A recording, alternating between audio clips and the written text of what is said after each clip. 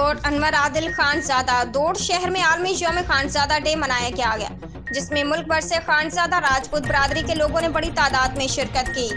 اس موقع پر Khanzada Rajput welfare and وسیلہ foundation کے سربراہ راشد اختر خانزادہ نے کہا کہ پاکستان کو اس وقت اندرونی اور بیرونی دشمنوں سازشوں کا سامنا ہے اور غیر ملکی طاقتیں اپنے ایجنڈوں کے ذریعے ملک کی سیکیورٹی فورسز پر من گھڑت الزامات عائد کر کے اپنے مذموم مقاصد حاصل کرنا چاہتی ہے۔ خانزادہ راجپوت قوم اپنے ملک اور سیکیورٹی فورسز کے خلاف کسی سازش کا کامیاب نہیں ہونے دیں گے۔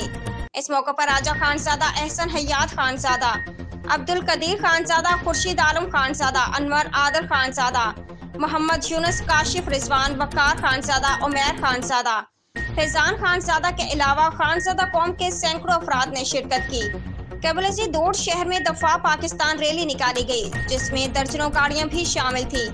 ریلی کا دوڑ شہر کے مختلف شاہراہوں پر شاندار، واہیانہ اور پرجوش استقبال کیا گیا اور کیک کاٹا گیا اور انہیں روایتی پگڑی پہنائی گئی۔